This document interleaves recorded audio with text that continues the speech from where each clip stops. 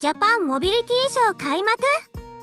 いろいろと気になる展示があったので、初日となる10月28日に行ってきた。早速だが印象に残った順に紹介する。まずはマツダ、アイコニック SP は画像で見るより実写の方がかっこいい。人混みをかき分け見ることとなったが、すれ違う人たちも口々に、これはかっこいいわ、と言っていた。会いに来た甲斐があった一台だ。動線に配慮した優先見学エリアや家族連れも楽しめる展示になっており、車好きの方が2シーターの車を買うための家庭内の雰囲気づくりにまで配慮してると思ったのは考えすぎだろうか。続いて日産、多数のコンセプトカーが展示されており、ブース全体が黒山の人だかりとなっていた。ハイパーツアラーは全固体電池を搭載、完全自動運転も想定しているようだが、空中に浮かんでいるように見える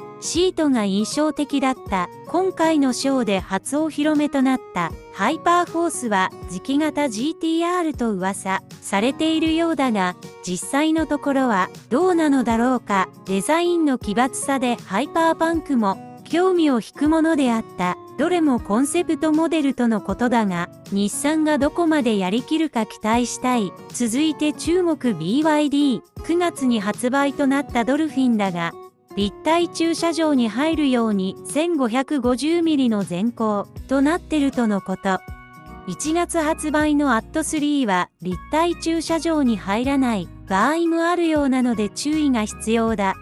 あとはディスプレイがハンドルのボタンで回転するようになっていたのが面白かった。打倒アルファードとして昨年5月に中国で発売開始となったデンザ D9 は打倒というか見た目がまんまアルファードだった。質感がチープなので恐れるに足らずか。ちなみに日本での発売は未定とのこと。テスラモデル3にそっくりなシールは来年春に日本投入予定とのことだった。2000万円の U8 はグリルのインパクトはあるものの外装の質感がいまいちだった。トヨタブースには FTSE と FT3E、センチュリー SUV があった。ただ他自動車メーカーと少し展示が離れていることもあり、この頃には私の体力は尽きていた。ホンダとスバルは車以外が展示のメインに来ている印象だった。飛行機やドローンはよくわからないので